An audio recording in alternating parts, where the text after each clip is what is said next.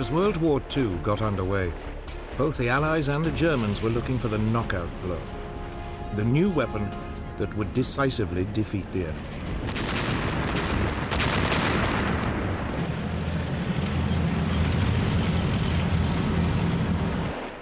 For Hitler's Germany, the problem was that Britain was an island. His tanks couldn't blitzkrieg across the Channel.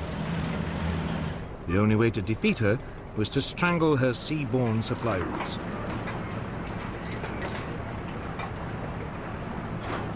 That meant warships, and above all, submarines.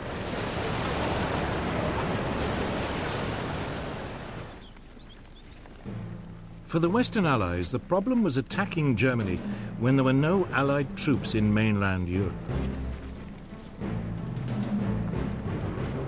The solution they adopted was strategic bombing. Aerial bombardment aimed at destroying Germany's infrastructure and pounding its people into submission.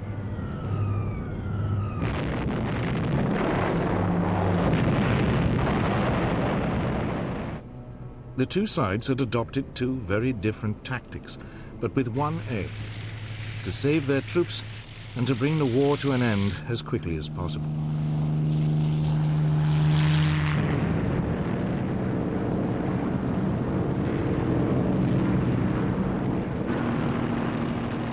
Ironically, it was the Germans who first started strategic bombing.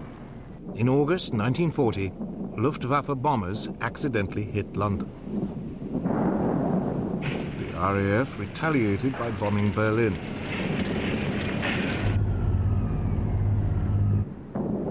By the autumn, Germany was bombing Britain's cities almost daily, convinced the British would eventually crack.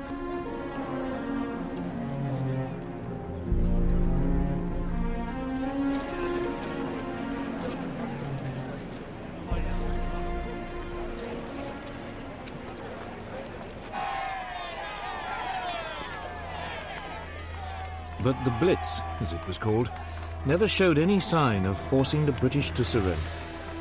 And by the summer of 1941, it was dying away as the Luftwaffe turned its attention to the war in Russia.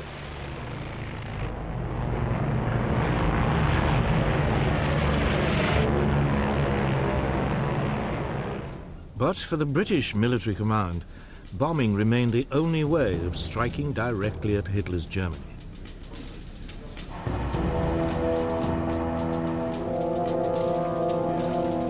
Moreover, by early 1941, the RAF was starting to receive a new generation of bigger, more powerful, four-engined bombers.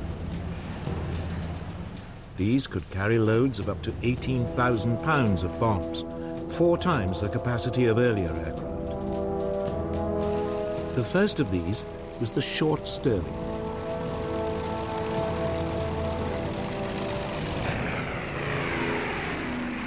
To begin with, the plan was not to hit the German population, but specific infrastructure targets, cutting transport and oil supplies, damaging Germany's ability to wage war. But it suffered one central problem. Britain's bombing was extremely inaccurate.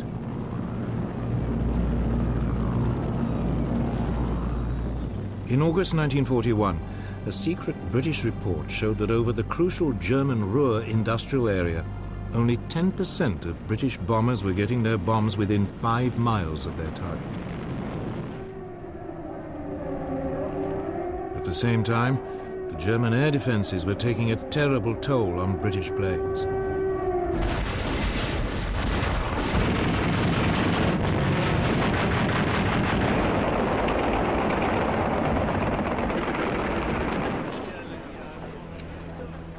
By late 1941, up to 10% of the bombers on any raid were being shot down. A loss rate which couldn't be sustained.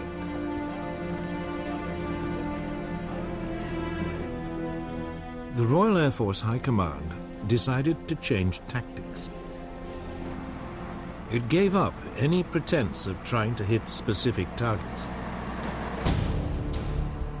Instead, Bomber Command was instructed to undertake what it called area bombing, a euphemism for what is known today as carpet bombing. The idea was to deliberately target an entire area of a city, regardless of the civilian population. In the chilling words of the British Air Ministry, it would destroy the morale of the civilian population and, in particular, of industrial workers.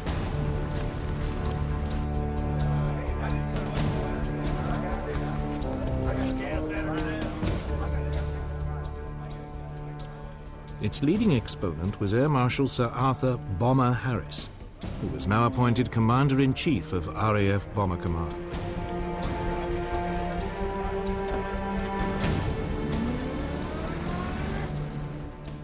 There are a lot of people who say that bombing can never win a war.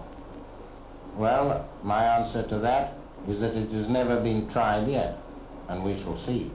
They sowed the wind, and now they are going to reap the whirlwind. In spring 1942, Harris launched what was, in effect, a huge public relations stunt for what he preferred to call strategic bombing. He gathered every available aircraft in Bomber Command. Over 1,000 took off for the German city of Cologne.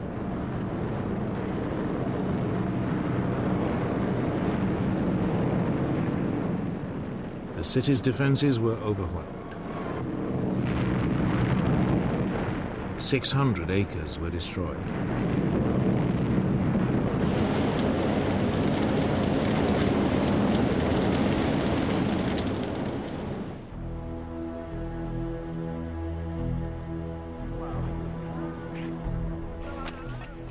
But only 39 British aircraft were lost. Harris had won his point. He now had the full support of the British Prime Minister, Winston Churchill.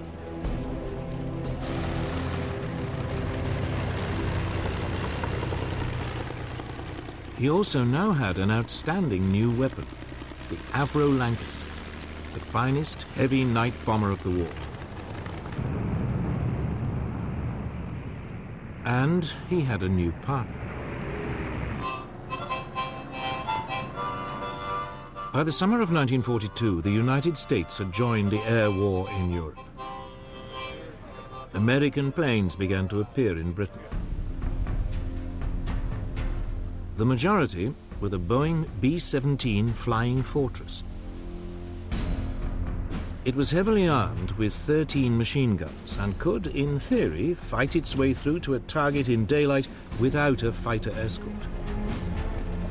It was also equipped with a new bomb sight that would supposedly allow it to drop its bombs with almost unerring precision.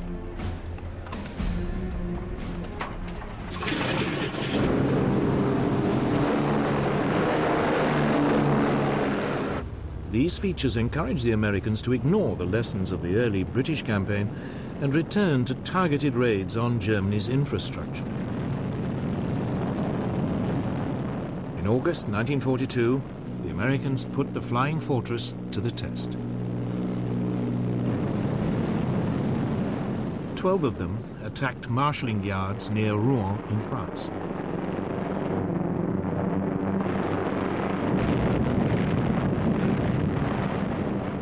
Damage was slight, but the United States lost no aircraft. For the Americans, it was the proof that daylight raids on infrastructure targets could work. For the British, it simply showed that the Americans could hit a minor and relatively undefended target. But that winter, the two allies agreed to combine their approaches. They would launch a massive bombing campaign against Germany's industrial heartland.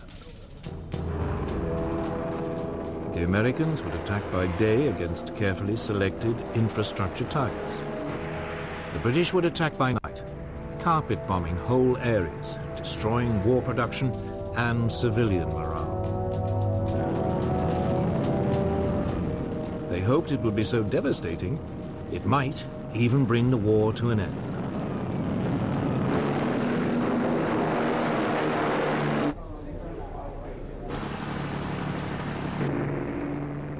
In March 1943, British planes took off for the German industrial city of Essen. High-speed Mosquito light bombers went in first, dropping flares to highlight the targets. Then a force of nearly 450 Lancaster bombers swept over the city, dropping their loads.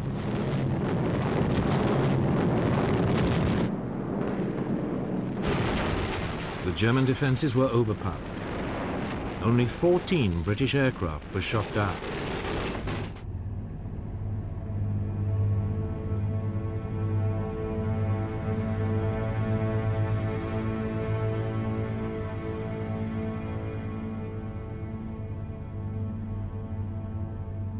The Essen raid was followed by wave after wave of similar attacks on industrial towns in the Ruhr.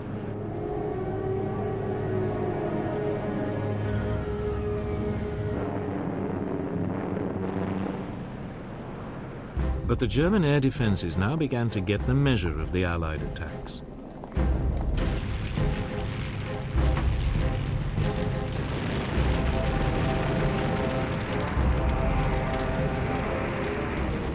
Britain's losses climbed to 1 in 10.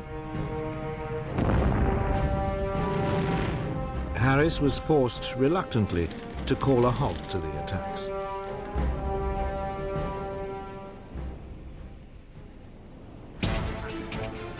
But then he was informed about a new Allied invention. Codenamed Window, it consisted of clouds of aluminium foil strips dropped from an aircraft. As the foil fell, it jammed any radar system. It promised to cripple the German air defences.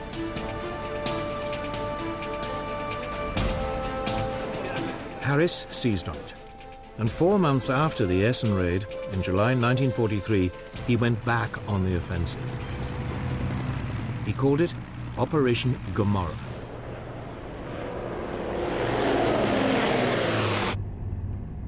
The target this time was the industrial port of Hamburg.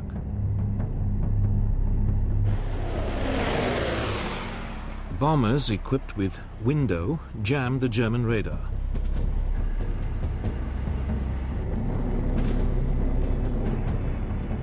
Other aircraft dropped incendiary bombs.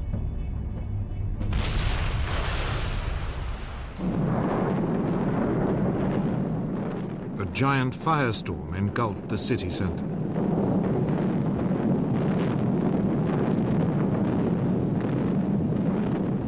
"40,000 people died, and 500,000 were made homeless.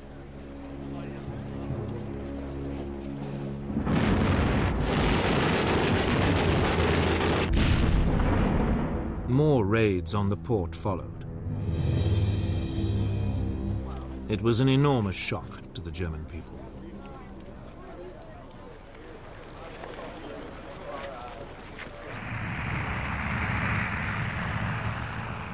Four months later, in the autumn of 1943, Harris followed Hamburg with a series of attacks on Berlin.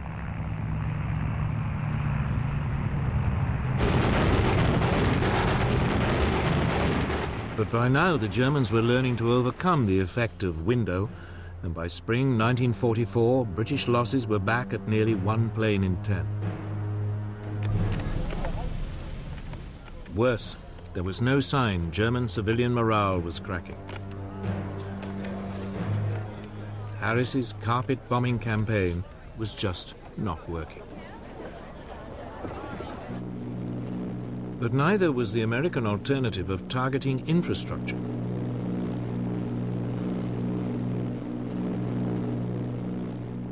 By the spring of 1943, US Army Air Force daylight raids were steadily reaching deeper into Germany.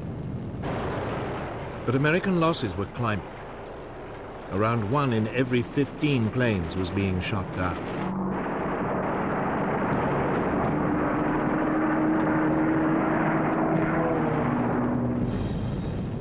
Yet undaunted, the American command now launched an attack on factories in the German towns of Regensburg and Schweinfurt. It was hugely ambitious. Both were deep in southern Germany, far beyond the range of US escort fighters.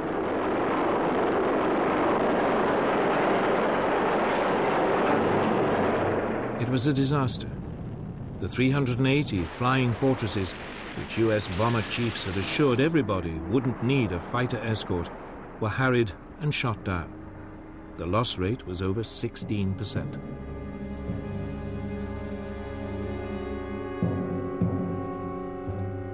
The US was forced to suspend its bombing campaign.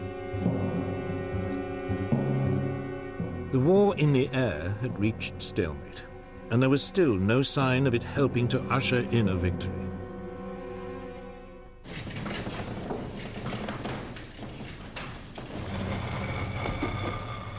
Then, in the early summer of 1944, as the Allies prepared to invade mainland Europe, the British and American air forces were tasked with disrupting German communication lines and oil supplies. It represented a return to targeted infrastructure bombing. But this time, the Allies had a new weapon. The British had experimentally modified a US fighter, the P-51 Mustang. The US engine had been replaced by a British-made Rolls-Royce Merlin. It gave the plane a much longer range. It was the ideal long-distance bomber escort.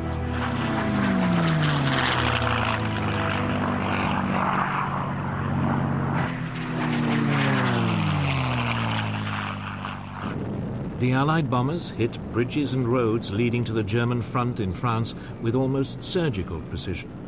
Oil supplies to the German military were drastically reduced.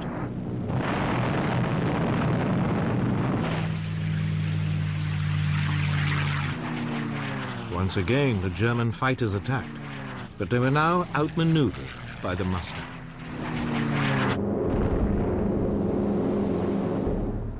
Much of the German Air Force, now running low on fuel, was grounded. The campaign of targeted bombing on Germany's infrastructure may not have been the knockout blow the Allies hoped for, but it was finally paying dividends. But one man was not impressed. Bomber Harris was still obsessed with the idea that ever more devastating carpet bombing attacks would stop Germany in her tracks once and for all. So it was that in late 1944, Britain returned to carpet bombing. German city after city was hit and devastated.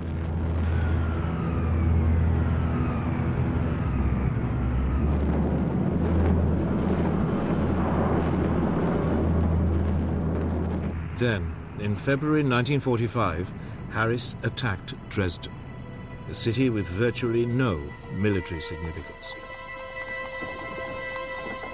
The city's civilian population had been inflated by refugees fleeing bombing raids elsewhere. Yet Harris seems to have had no regard for civilian life.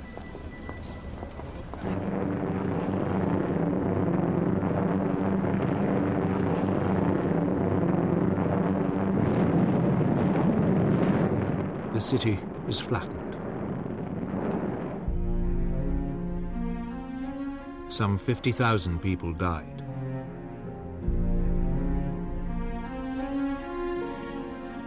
It was a raid too far.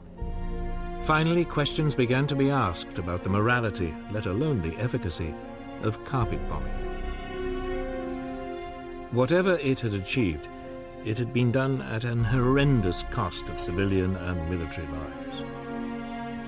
Critically, it had failed to break German morale, yet 60% of RAF crews had died before they had completed 30 missions.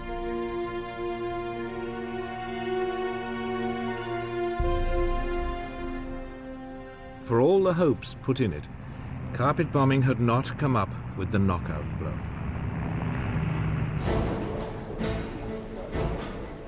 The Germans, meanwhile, had put their faith in an altogether different technology to give them the knockout blow they needed to win the war.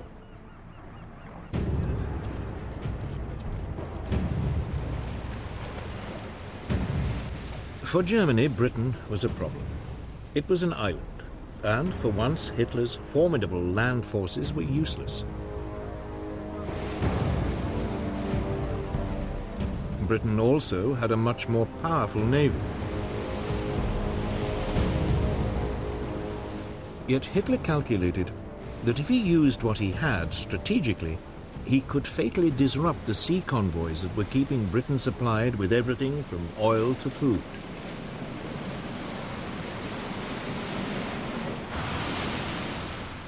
In the first 18 months of the war, German raiders sank more than 130 British merchant vessels.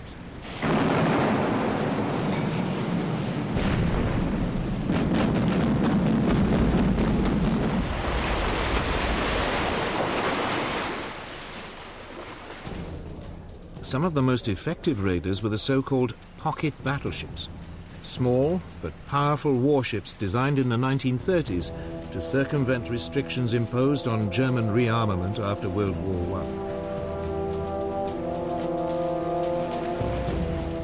One, the Graf Spee, became particularly notorious.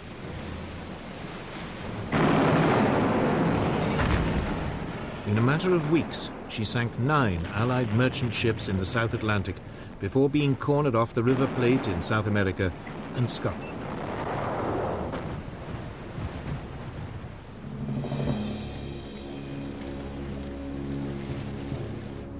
But the raids were taking a serious toll. If the losses continued to rise, Britain would have real supply problems.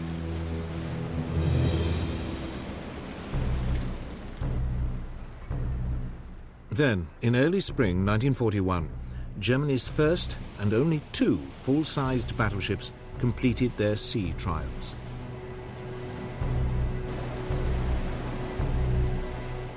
They sent a shiver through the British Navy. Their potential for destruction was enormous.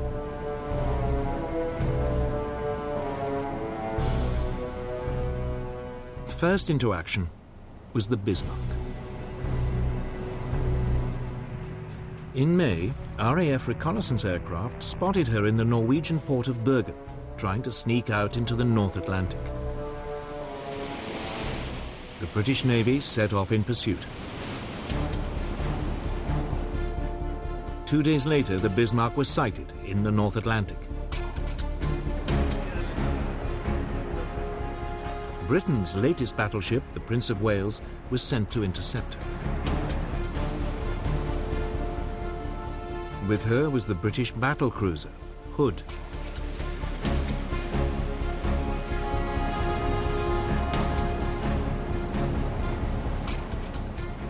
Early on May the 24th, 1941, the 2 forces met. It was the first time the 2 sides' battleships had squared up to each other.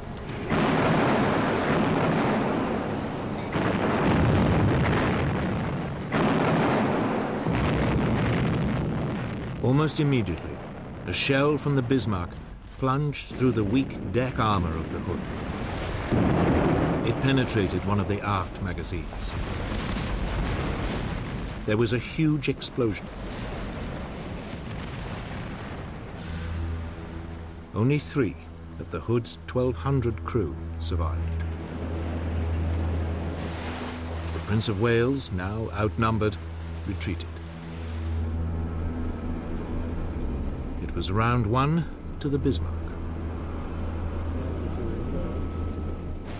2 days later, Bismarck was spotted again, this time far to the south, several hundred miles off the coast of France.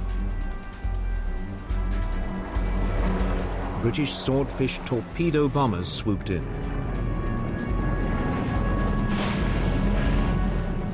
One hit and jammed the Bismarck's rudder. The following morning, 2 British battleships, the Rodney and King George V, caught up with the crippled Bismarck.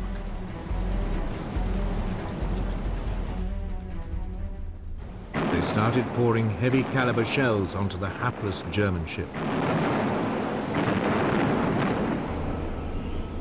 She was soon reduced to a blazing wreck. Bismarck was finally sunk by a torpedo. All but 110 of her 2,300 crew perished. The Bismarck had been sunk before she'd had a chance to prove her worth.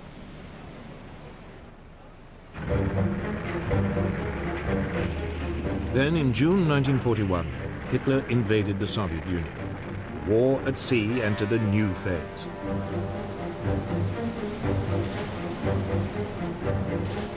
Britain began sending supply convoys to the Russian Arctic ports of Murmansk and Archangel. Immediately, the German Navy prepared to cut them off.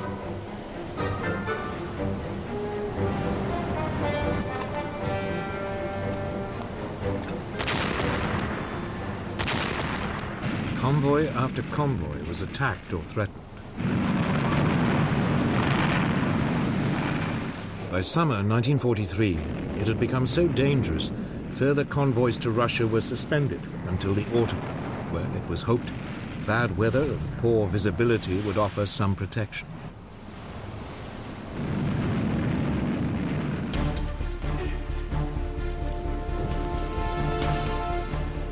While the convoys were suspended, Britain turned its attention to one of the biggest threats it faced, the Bismarck's sister ship, Tirpitz. She'd spent months hiding in the Norwegian fjords, waiting for the moment to pounce. All the while, the British Navy had been keeping her under close watch, determined to eliminate Germany's last battleship.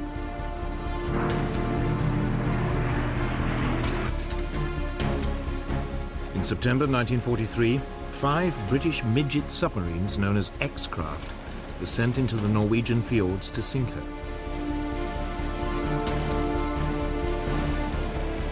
The attack caused only minor damage. By the following spring, the Tirpitz was once again ready to menace the Arctic convoys.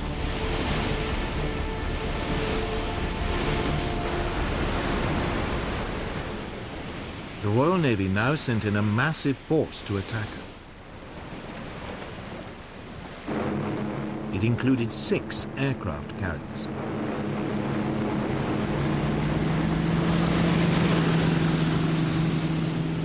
They took the Germans completely by surprise.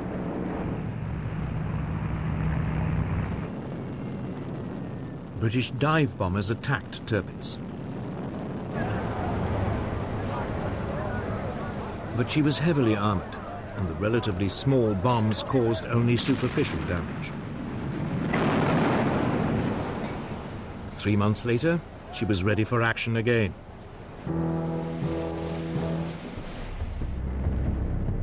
She was soon spotted in another Norwegian fjord. Lancaster bombers carrying massive 5-ton tall-boy bombs were sent in to sink her once and for all. Tirpitz put up a smokescreen, which partially obscured her. Nevertheless, several bombs struck her bow, causing severe damage.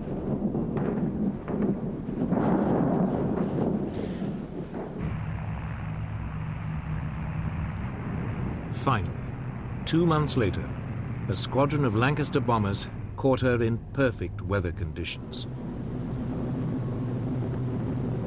3 tall boys struck home. Tirpitz slowly capsized. Almost 1,000 crew members went down with her. After more than 2 years of hiding and running from the British Navy, she had been sunk.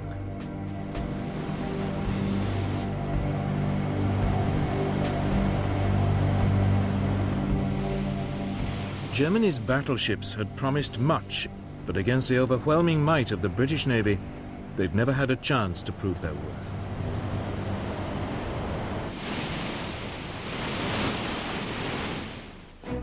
Hitler had lost the battle at sea, at least on the surface. But below the waves, it was a different story.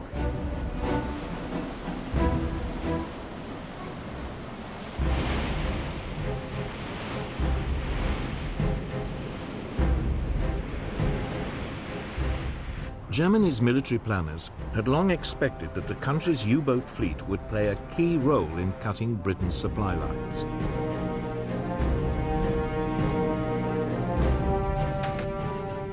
They could sneak up underwater on British merchant vessels, attacking them at the last moment.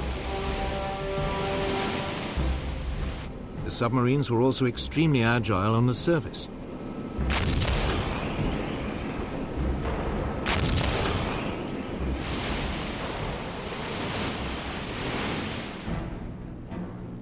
To combat the threat, Britain's merchant fleet was corralled into convoys for protection.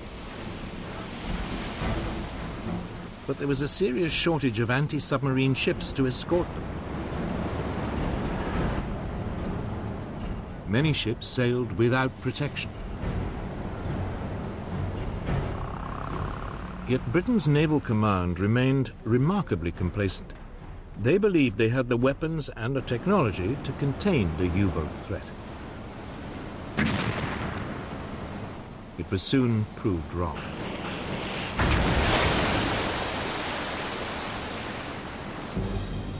In the early months of the war, Britain's supply lines were harassed and disrupted.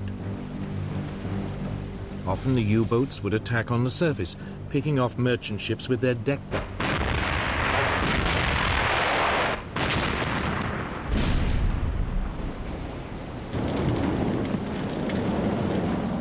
In response, the Royal Navy sent aircraft carriers equipped with submarine hunting aircraft to patrol the sea lanes used by the convoys. But they had only limited effect.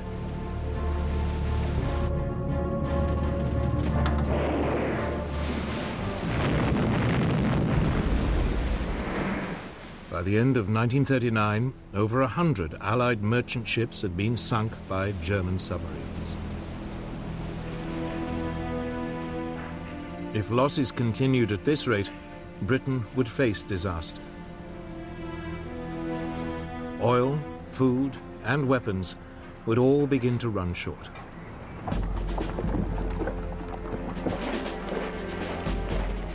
Then things got even more difficult. Germany overran France.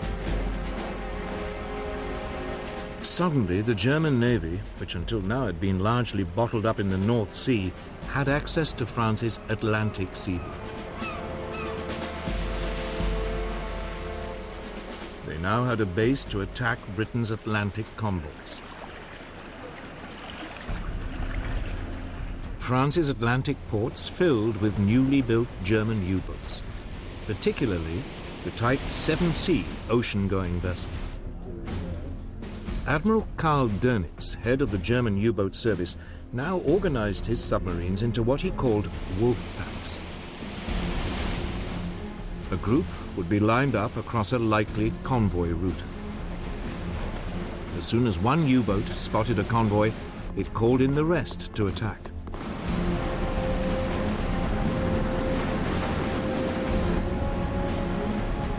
Sometimes the U-boats were also guided by long-range patrol aircraft.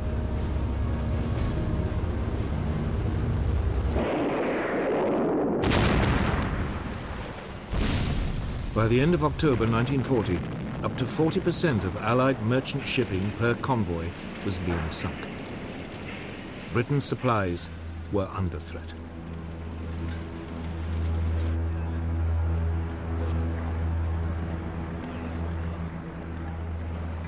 German U-boat crews called it the Happy Time, and top U-boat commanders became national heroes.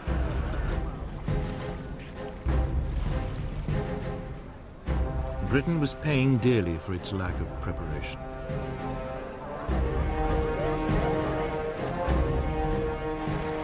But finally, things began to change. A crash-building program of anti-submarine escort vessels was producing results.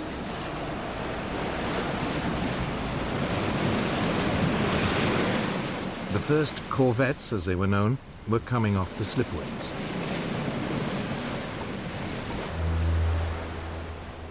For the first time, Britain could set up permanent groups of warships to escort the supply convoys. But their effectiveness was limited by the fact that their top speed was 15 knots, 2 knots slower than the surface speed of a U-boat.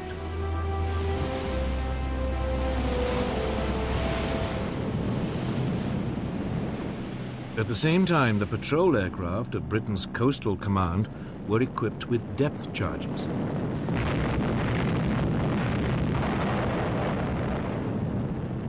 They lacked the range to cover the mid-Atlantic, but U-boats on the surface near their bases could be harried and forced to submerge.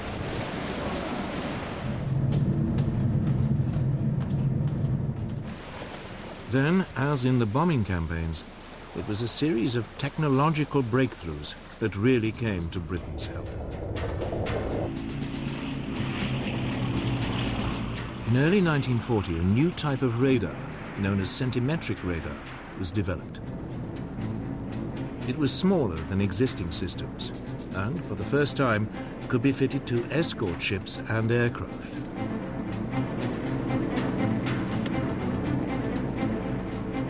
Now, any German U-boat on the surface was vulnerable.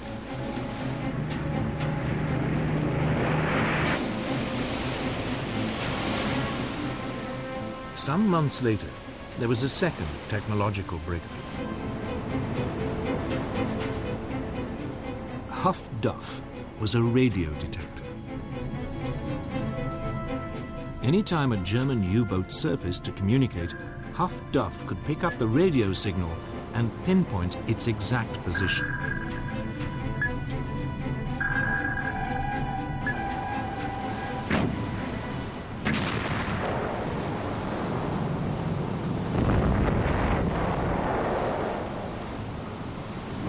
Steadily, during the spring of 1941, Britain began to contain the U-boat threat.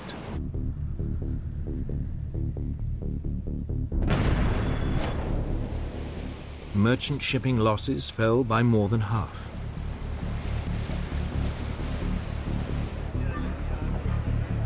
In early March, Gunther Prien, one of Germany's top U-boat commanders, failed to return from a patrol.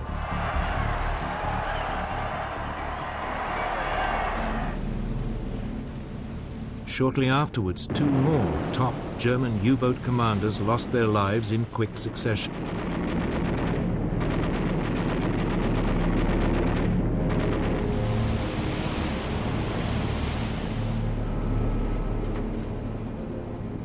Then Germany suffered a major disaster that would reverberate through the rest of the war.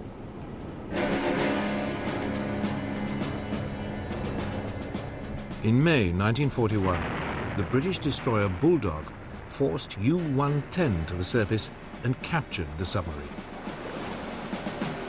On board was an Enigma machine used for encoding German signals. More importantly, Bulldog also captured the naval code books that went with the machine. It would provide vital assistance to Britain's code breakers. Soon, unbeknown to the Germans, Britain was getting a real insight into German naval communications.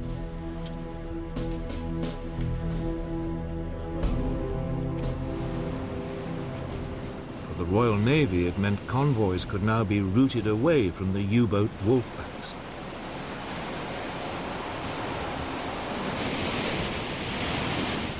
Germany's submarines had to work harder and search further to find and sink their prey.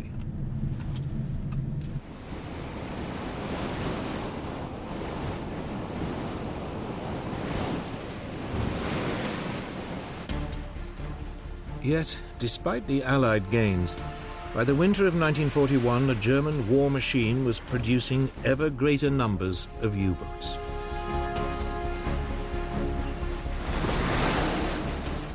The long-term outlook for Britain's supply routes still looked ominous. Then, in December 1941, the war at sea changed decisively.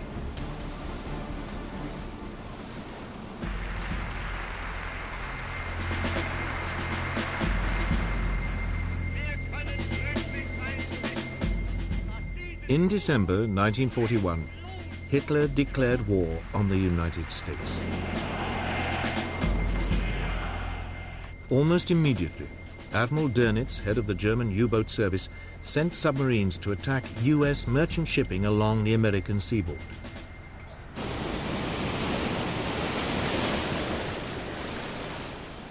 At first, only a few of his submarines, the new Type 9, were capable of making the long voyage from Europe. They found easy pickings. The US Navy's Commander-in-Chief, Admiral Ernest King, had resisted British advice to corral his merchant ships into convoys.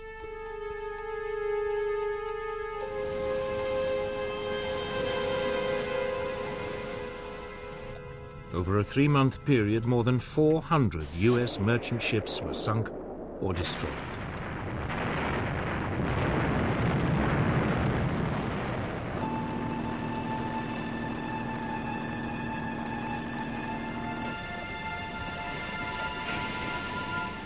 America was learning the tough lesson Britain had already learnt.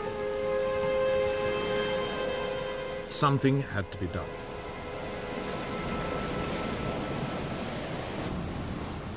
King now changed his mind, and by May 1942, the United States had introduced a limited system of convoys.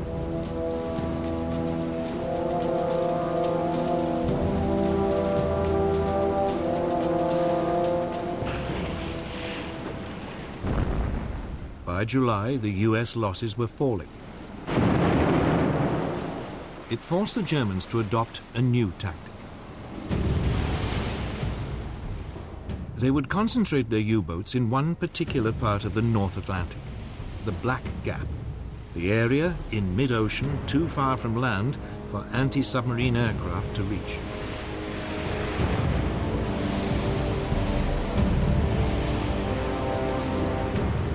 Often a convoy would be hit by more than 15 submarines coming at it in waves.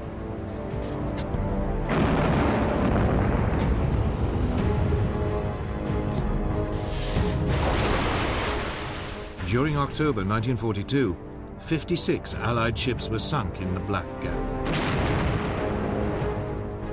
By the following March, Allied losses had reached 120 ships in a single month.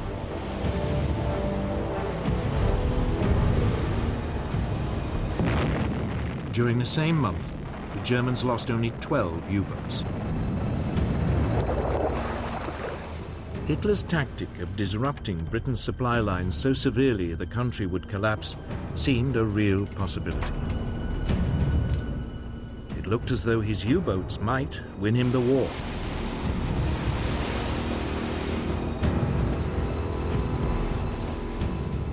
But now the Allies began to up their game.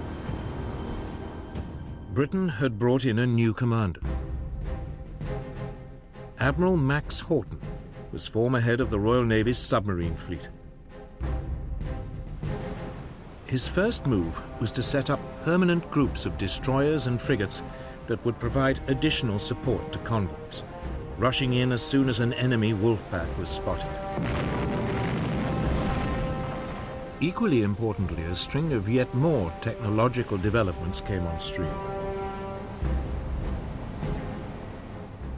The Hedgehog was an anti-submarine mortar that fired 24 bombs.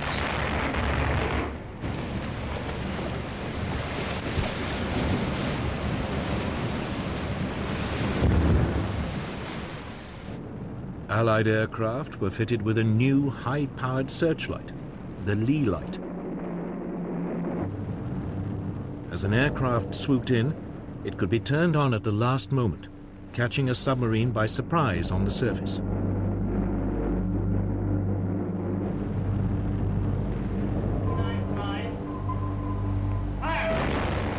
The steady technological advance now began to pay off.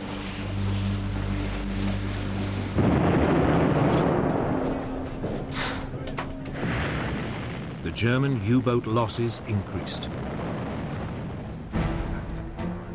The German commander, Admiral Dönitz, struggled to regain the initiative. In April, he ordered an all-out U-boat attack on convoy ONS-5, a convoy of 43 merchant ships traveling from Liverpool to Canada. It was designed to be a demonstration of German naval force. 40 U-boats descended on the convoy.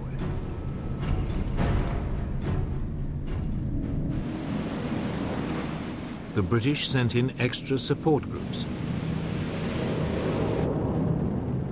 Anti-submarine aircraft flew from Canada.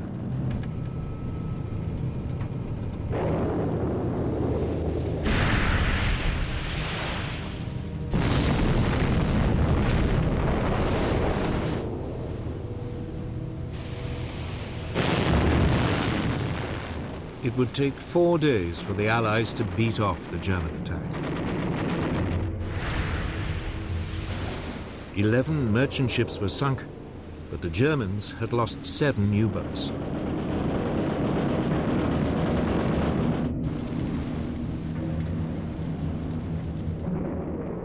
Two weeks later, Dönitz tried again, attacking a second convoy.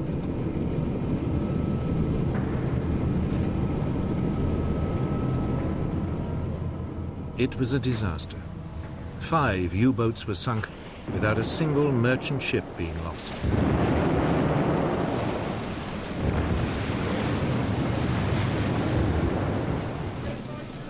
During May 1943, a quarter of all Germany's operational U-boats was sunk. The Germans were finally beginning to lose the U-boat war in the Atlantic. So the Allies now took the battle to the Germans. A new long-range version of the US B-24 Liberator bomber was introduced. It could now reach the German U-boats in the Black Gap. Germany's submarine designers tried to respond with innovations of their own. U-boats were fitted with radar detectors and anti-aircraft guns. Some were also fitted with the Dutch-designed schnorkel, an air inlet that meant that submarines could spend longer underwater, hidden from Allied radar.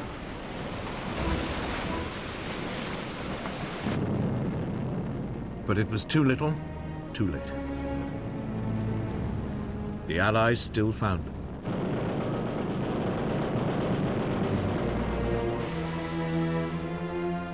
Hitler's U-boats were now pinned down in port. It was too dangerous for them to roam the ocean freely. German attempts to find an answer became increasingly desperate.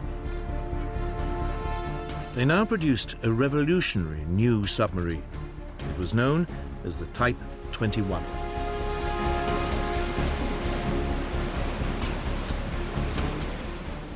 It was electric-powered and capable of 17 knots while submerged, over twice the speed of a traditional submarine and fast enough to outrun most surface vessels. But again, it was too late. Only one ever became operational, and it never made contact with the enemy. By the end of 1943, the Allies dominated the Atlantic. It was a turning point in the war. Hitler's U-boat campaign had taken a terrible toll on both sides. The Germans lost nearly 800 submarines. 75% of the U-boat crews perished. On the Allied side, some 32,000 sailors died.